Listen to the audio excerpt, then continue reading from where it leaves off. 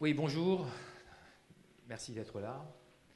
Alors aujourd'hui, nous avons le plaisir d'accueillir Noël Pinsou, qui a été durant de nombreuses années directeur des archives départementales de Corse du Sud. Alors aujourd'hui, il va nous parler du château de la Punte. Alors c'est un élément du patrimoine particulièrement intéressant. Alors on parle de plus en plus de patrimoine, même les économistes s'intéressent au patrimoine, parce qu'on considère désormais que le patrimoine fait partie des éléments qui peuvent favoriser le développement. Donc là, c'est un élément de patrimoine particulièrement intéressant, original. On aura des informations sur l'histoire de ce château, peut-être aussi des éléments de réflexion sur son devenir qui posent problème. Mais je pense qu'à travers cet exemple, on a vraiment un cas de figure d'un élément qui fait partie de notre environnement, qui est susceptible de porter une logique de développement, peut-être. C'est un exemple, une illustration. Et voir comment on gère ce type de patrimoine. Donc les éléments historiques vont nous éclairer sur la réalité de cet élément de patrimoine. Et ensuite, on essaiera peut-être de voir ce que la collectivité de Corse peut faire d'un tel patrimoine et comment le valoriser. Voilà. Merci à Xavier Péral, merci à vous tous et à vous toutes d'être présents ce soir. Je pense pouvoir dire qu'il y a au moins 3 bonnes raisons qui font du château de la Punte un élément essentiel, exceptionnel même, du patrimoine insulaire. Ces 3 raisons, c'est d'abord la qualité de son environnement, c'est son intérêt sur le plan historique, et c'est enfin sa valeur architecturale. Qualité environnementale d'abord parce que le château de la Punte, qui est situé sur le territoire de la commune d'Alatte, en Corse du Sud, à près de 600 mètres, 585 mètres d'altitude exactement, mais seulement à une demi-heure par la route du centre-ville d'Ajaccio, constitue la possibilité de points de vue tout à fait exceptionnels, à la fois sur le golfe d'Ajaccio et sur le golfe de Sagone, mais aussi sur les principaux sommets de notre île, le Monte Cin, le Monte Rotunde, le Monte d'Or.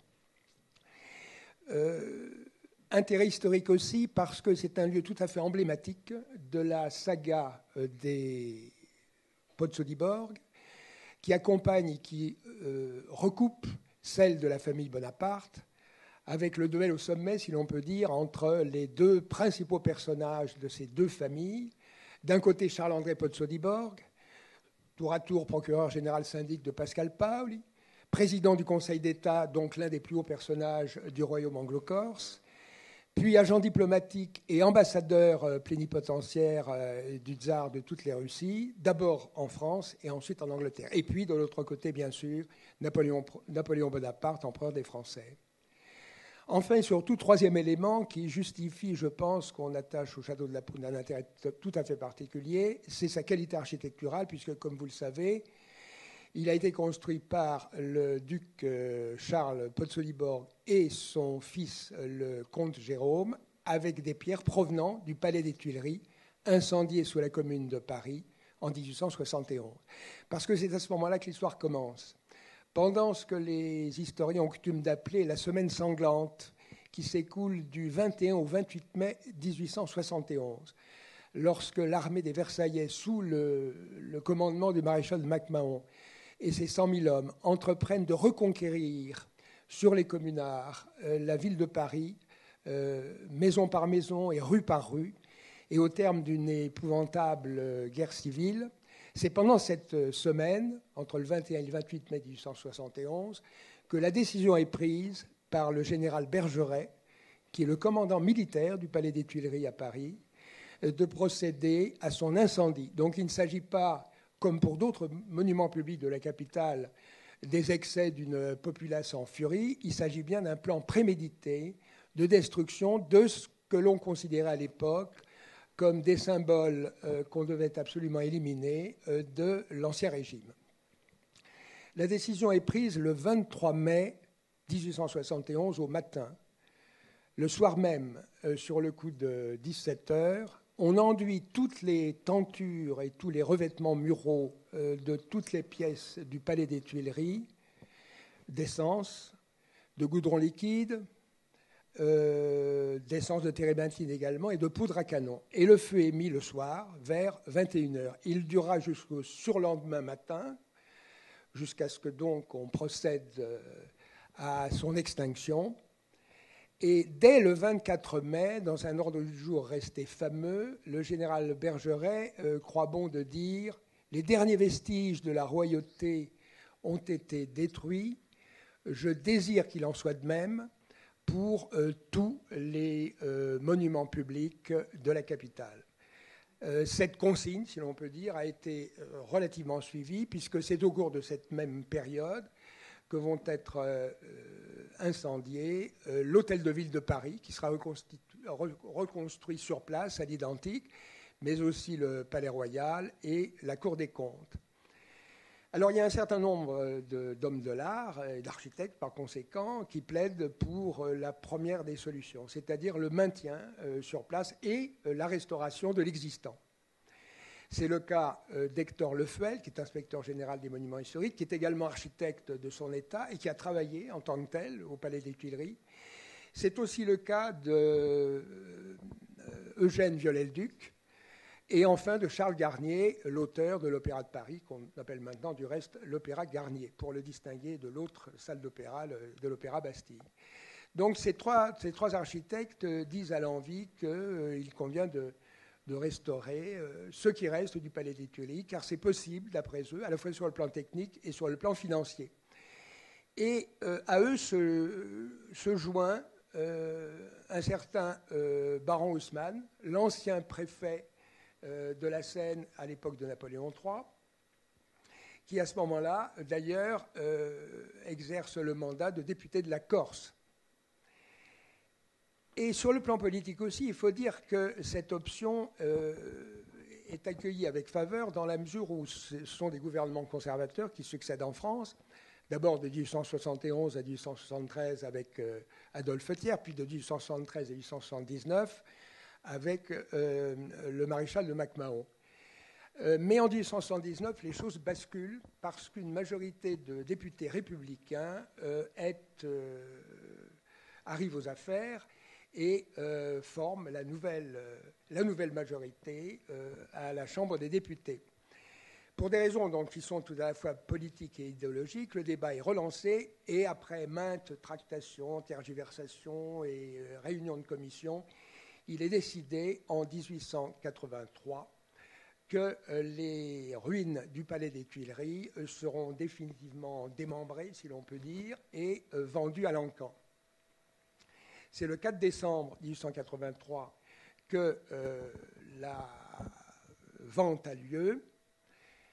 Un certain nombre de pièces parmi les plus notables du Palais des Tuileries sont récupérées par l'État qui les répartit entre le Jardin des Tuileries, pour commencer, mais aussi le musée du Louvre, le square du musée Carnavalet, les jardins du Trocadéro. Et puis aussi, l'État en fait déposer certains de ces fragments auprès d'établissements d'enseignement supérieur qui, compte tenu de leur vocation, lui paraissent particulièrement habilités à les recevoir. C'est le cas de l'école des ponts et chaussées, de l'école spéciale d'architecture du boulevard Raspail et enfin de l'école nationale supérieure des beaux-arts. Mais le gros des ruines est adjugé par un certain Alphonse Picard, qui est entrepreneur de démolition, c'est sa raison sociale, et qui acquiert l'ensemble, la plus grosse partie en somme des ruines, pour une somme relativement modique de 35 000 francs de l'époque. Modicité de la somme qui s'explique par le fait qu'avant de pouvoir revendre au détail et avec un bénéfice relativement juteux les ruines dans leur ensemble, il doit procéder à leur démolition complète et définitive. Alors il y a un certain nombre de particuliers qui achètent un certain nombre d'éléments de Servine, le comte Esterhazy, un grand couturier, Wörth, d'autres personnages notables de l'époque. Mais l'essentiel de Servine est acquise par le duc, je vous le disais tout à l'heure, Charles Pontchartrain et son fils, le comte Jérôme, qui ont tous les deux le projet, déjà à ce moment-là, de reconstituer au moins un pavillon du Palais des Tuileries avec les ruines qu'ils auront acquises à cette fin. Alors, en fait, le père et le fils ne sont pas tout à fait d'accord quant à le site d'implantation de ce pavillon à réédifier avec les ruines de l'ancien Palais des Tuileries. Le père et également d'autres membres de la famille Pozzoliborg opteraient préférentiellement pour une implantation dans le parc du château de Dangu, dans l'Eure, que la famille Pozzoliborg vient d'acquérir. Mais le comte Jérôme souhaite que ce soit vraiment au pays de ses ancêtres et sur la terre natale, en quelque sorte, que ce pavillon soit réédifié. En effet, il est le neveu et seul et unique héritier de son grand-oncle, le duc Charles Jérôme, qui l'a rendu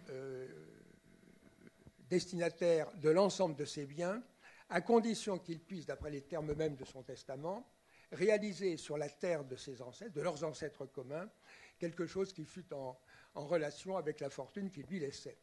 Le choix est donc fait de procéder à cette implantation sur le territoire de la commune d'Alat, à proximité du village ruiné de Pozzoliborg, dont il ne reste plus à l'époque déjà, on peut encore la voir de nos jours, qu'une tour crénelée, et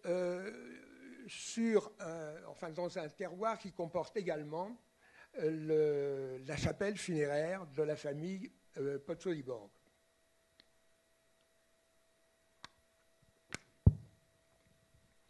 Alors, les éléments que le duc Charles et son fils, le comte Jérôme, ont récupérés du Palais des Tuileries, pour l'essentiel, proviennent de l'un des pavillons, le pavillon Bulan, qui était au sud dans la configuration d'origine du Palais des Tuileries, au sud du pavillon central, et aussi quelques éléments de ce pavillon central et du pavillon d'un autre architecte du début du XVIIe siècle, Levaux, qui se trouvait, lui, au nord du pavillon central. Mais l'essentiel des éléments proviennent du pavillon Bulan.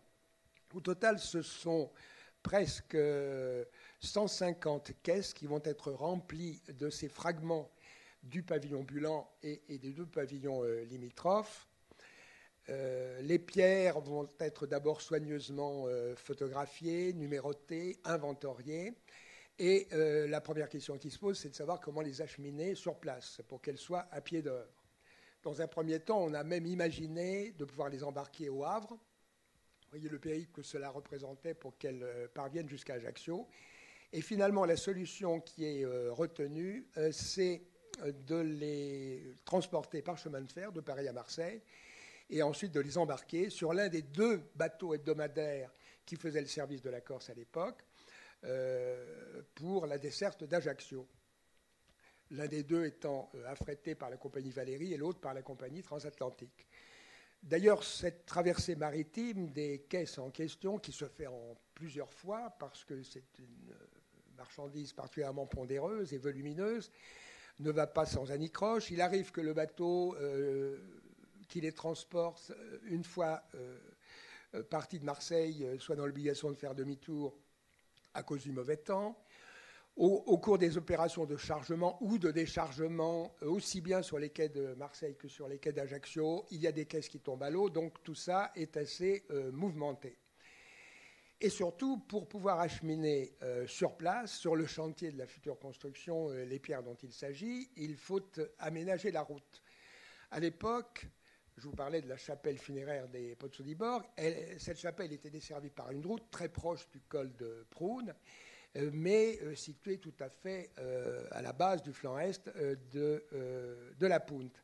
Pour arriver jusqu'à ce qui constitue pratiquement le sommet de la Punte, il a fallu donc construire une route sur près de 7 km, ça a pris 3 ans, et puis acheminer ensuite les pierres à dos d'âne et de mulets, ce qui n'a pas été non plus sans difficulté.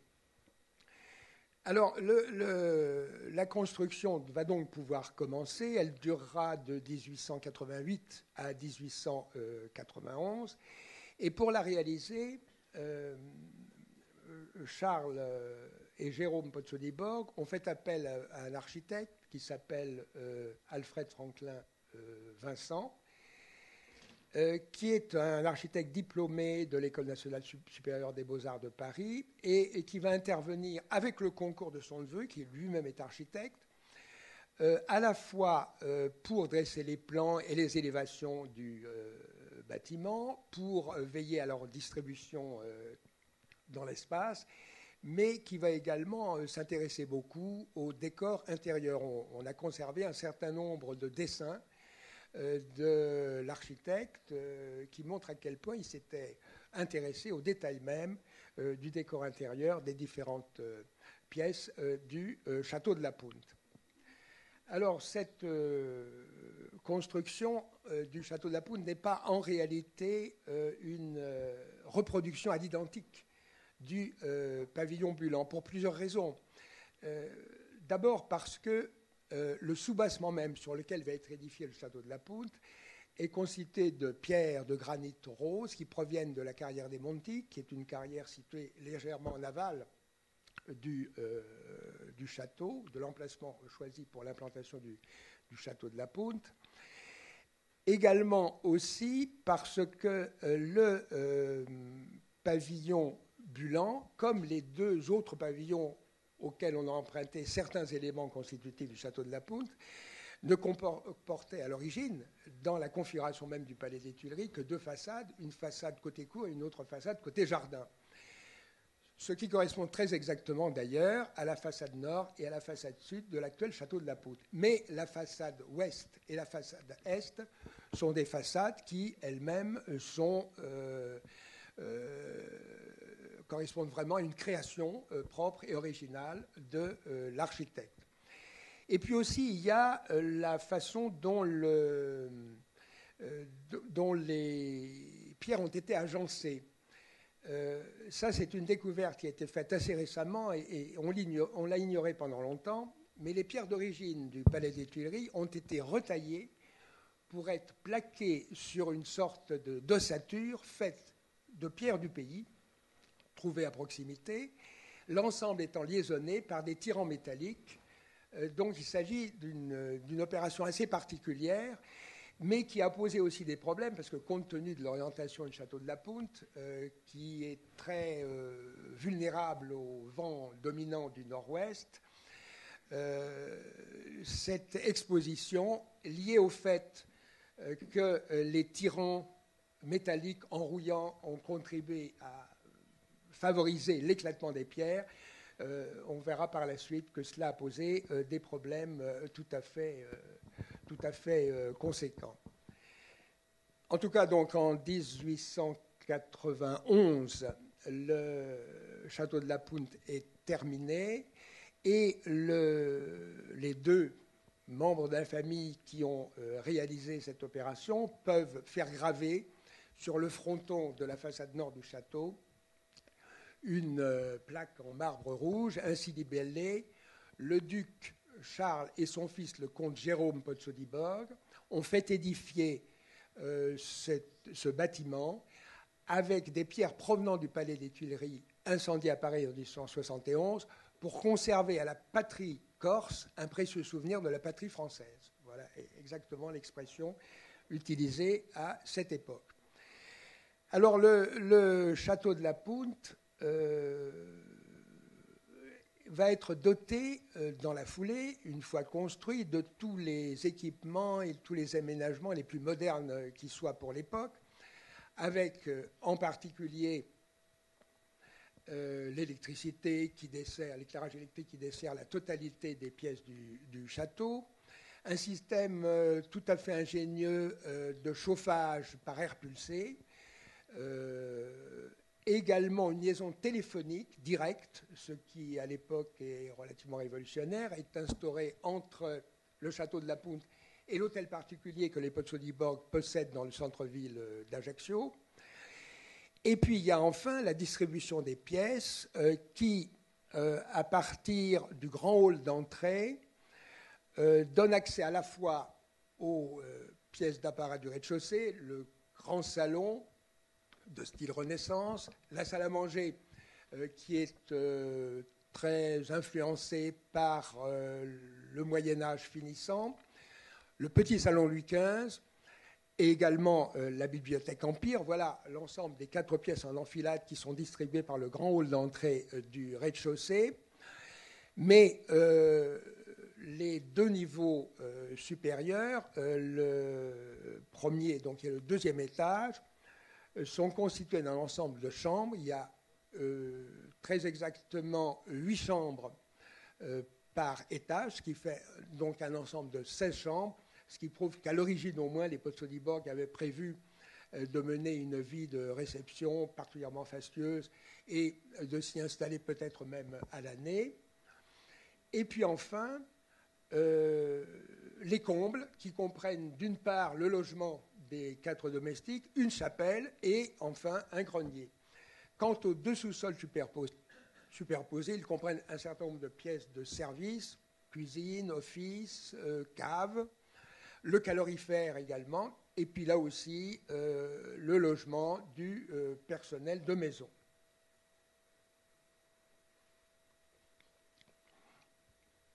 Le château de la Poudre peut donc commencer à être habité par la famille. Alors il le sera de façon assez épisodique. En réalité, assez vite, il y a 3 fonctions qui sont assignées par les Potsdam au château de la Poudre.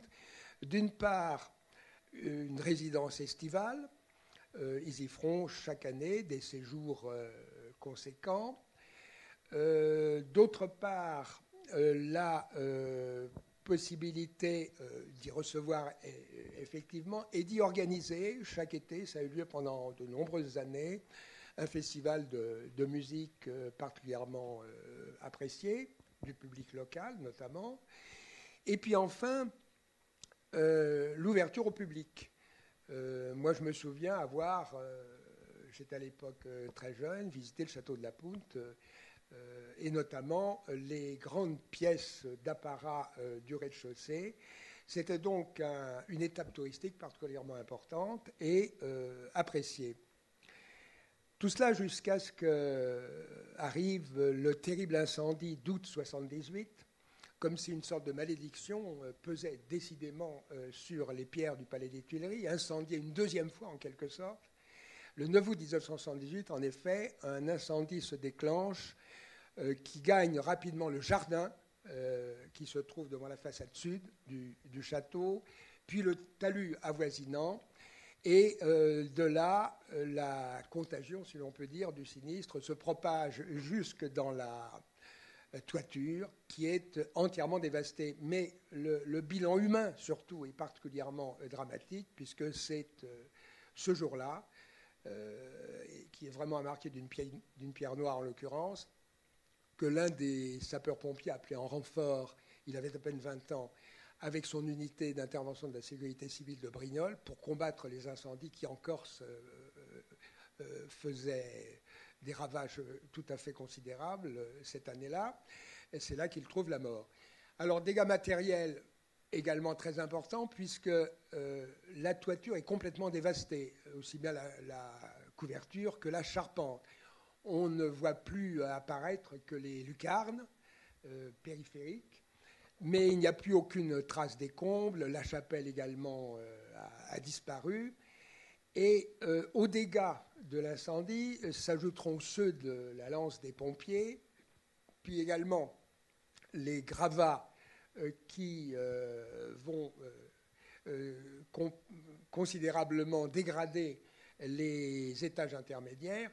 Le feu ne pourra être maîtrisé que dans le courant de la soirée de cette journée du 9 août 1978, mais avec une situation à laquelle il est difficile de faire face dans l'immédiat. Alors, l'architecte des bâtiments de France procède à ce moment-là à la mise en place d'une couverture de tôle ondulée. Et puis surtout, et assez rapidement, la famille Potsdam, qui a eu le temps de récupérer l'ensemble des objets, des meubles et de tout ce qu'il pouvait y avoir comme objet de valeur à l'intérieur du château. Tout ça a pu être mis à l'abri, les toiles de maître en particulier. Mais très vite, la famille envisage à ce moment-là de procéder à la vente du château. Alors, dans un premier temps, l'État essaye de négocier avec la famille la possibilité de procéder aux travaux de restauration. Ils sont chiffrés à l'époque à 5 millions de francs. La part, sous la forme d'une subvention à hauteur de 50% de la part de l'État, se monte à 2,5 millions. Mais la famille, considérant que dans la mesure où le château a été classé au titre des monuments historiques l'année précédente, donc en 1977, c'est à l'État qu'il appartient de couvrir la totalité de la dépense. Alors c'est donc effectivement à ce moment-là que successivement, d'abord la ville d'Ajaccio et ensuite et surtout le département de la Corse du Sud se mettent sur les rangs pour négocier l'achat du château de la Punte à la famille Pozzo-di-Borg, opération qui est réalisée en 1982 approximativement, parce qu'il y a eu toute une série de négociations qu'il a fallu pouvoir mener à bien. Cette acquisition, d'ailleurs pour le département, porte non seulement sur le château proprement dit, mais sur l'ensemble du domaine, qui compte quand même 40 hectares, ainsi que sur la route d'accès qui part du col de Prugne et qui permet de desservir le château. Bien entendu, le problème se pose de savoir comment procéder aux travaux, au moins de réflexion complète de la toiture. Ces travaux sont menés en 1991-92 pour... l'acquisition avait représenté environ une somme de 10 millions de francs. Et c'est pour une somme à peu près équivalente que la toiture peut être restaurée aux frais du département, nouveau propriétaire. Donc voilà très rapidement résumé l'histoire du château de la Punte, qui pose évidemment, quant à sa réutilisation, des problèmes qui sont loin d'être résolus. D'abord parce que si la mise hors d'eau avec la réfection complète de la toiture a pu être réalisée, effectivement, cette même opération de mise hors d'eau devrait pouvoir être parachevée avec la remise en état de marche du réseau d'évacuation des eaux pluviales. La mise hors d'air reste à faire, ce qui veut dire la réfection complète de toutes les menuiseries extérieures. Il y a des désordres architecturaux également qui sont tout à fait sensibles. Et évidemment, d'une année sur l'autre, je voudrais presque dire d'un hiver sur l'autre, la situation ne fait que se dégrader d'une manière qui paraît, hélas, irrémédiable. Alors évidemment, cette restauration du château de la Punte est inséparable d'une réutilisation, et c'est donc la réhabilitation dans son ensemble, restauration plus réutilisation, on en parlera peut-être tout à l'heure, qui devrait être envisagée. Mais malheureusement, on n'en est pas là pour le moment. Alors, avant peut-être de vous céder la parole, j'étais très rapide volontairement, je vais projeter quelques vues qui vont peut-être vous donner une idée plus concrète de l'intérêt de ce haut lieu de notre histoire et de cet élément incontournable de notre patrimoine. Alors vous avez ici une vue du château de la Punte à partir de la route d'accès. On devine plus ou moins en contrebas le golfe d'Ajaccio. Voici une vue de la façade nord. Alors je vous l'ai dit, le château de la Punte, comme l'était le palais des Tuileries, a été construit entre cour et jardin. On a ici le côté cour. C'est par ici que les hôtes de marque et que les visiteurs arrivaient au château. C'est donc la façade la plus soignée de l'ensemble des 4 façades du château de la Punte. Voici une vue relativement ancienne, alors antérieure. Les vues que je vous passe, elles sont soit en noir et blanc, et en général, il s'agit donc d'un état qui est antérieur à l'incendie de 1978, les vues en couleur étant, elles, postérieures au sinistre. Donc une façade très ouvragée, avec en particulier ce porche auquel on accède par un perron, et qui est ensailli par rapport au reste de la façade. Et puis surtout, on va le voir maintenant, le fronton. Vous voyez la plaque de marbre rouge sur laquelle figure l'inscription dont je vous ai donné le texte tout à l'heure. Vous savez, ces deux Atlantes engainés qui encadrent de part et d'autre le motif central, qui est une représentation allégorique de la fortune. Et puis tout à fait en haut, les armoiries complètes de la famille Pozzoliborg, avec la couronne ducale qui surmonte l'écu et les deux lions adossés à l'écu.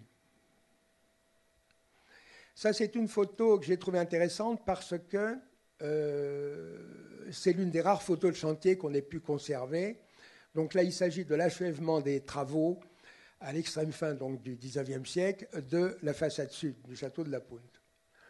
Voici une vue panoramique, assez ancienne, celle-là également, qui montre le soin avec lequel, là nous sommes, c'est la façade sud, donc côté jardin. Vous voyez avec quel soin le jardin a été aménagé. Une autre vue qui montre à la fois la façade sud et la façade est, avec cet escalier en fer à cheval qui est inspiré de l'un des escaliers du palais de Fontainebleau. Une photo, alors évidemment plus récente, celle-là, elle est en couleur, elle est postérieure à l'incendie de 1978. Et vous voyez que par rapport aux vues précédentes, celle-ci en particulier, le volume de la toiture n'est pas le même, son dessin est différent, et elle ne comporte pas, comme c'était le cas à l'origine, donc, cette espèce de frise métallique avec ces 4 épis de faîtage qui tenaient lieu de paratonnerre. Vous voyez que donc l'aspect même de la toiture, sa volumétrie et sa présentation générale sont différentes. Alors voici une vue qui a été prise sans doute dans les années 30 ou 40 d'un groupe de personnes qui se trouvent sur la volée de droite de cet escalier en fer à cheval qui donne accès aux pièces d'apparat du château de la Punte qui sont situées au rez-de-chaussée, mais un rez-de-chaussée qui est relativement surélevé. Alors, vous voyez par exemple, je vous ai dit qu'il y avait 2 sous-sols superposés. Le premier sous-sol que vous voyez ici comporte en particulier des ouvertures qui permettent un éclairage relativement important des pièces qui le constituent.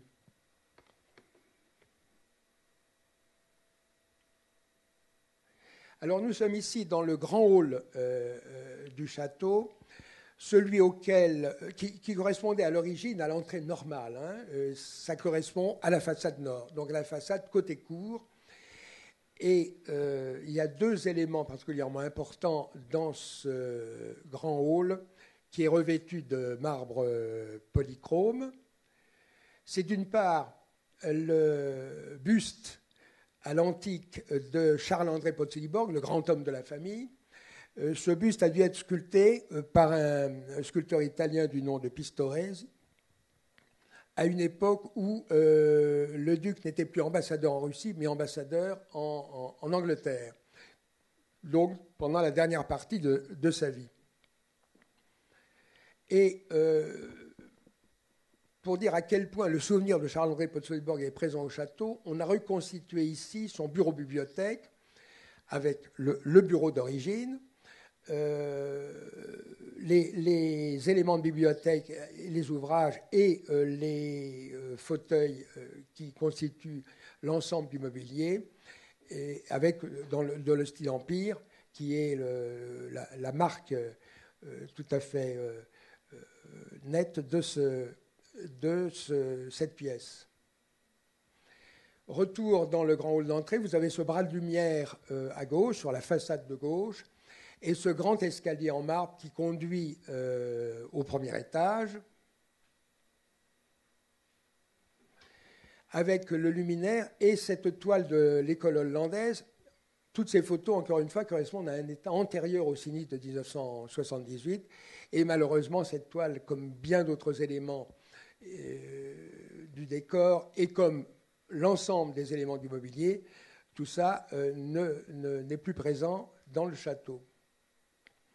Alors voici une photo du grand salon du rez-de-chaussée du château de la Poule, photo prise avant l'incendie de 1978, une autre photo en couleur sur laquelle je vais m'attarder un petit peu et qui comporte en particulier ce plafond à caisson peint qui est inspiré du château de la Palisse dans le département de l'Allier. Également, ces deux toiles qui représentent à gauche Charles-André Pozzo-di-Borg, c'est une toile due au baron Gérard et qui le représente dans toute sa splendeur à l'époque vraisemblablement où il était encore ambassadeur de Russie en France. Et puis à droite, une toile qui représente Napoléon, mais Napoléon sur le déclin, la toile a dû être réalisée sans doute en 1815 ou 1816, vers la fin de la période faste de Napoléon Ier.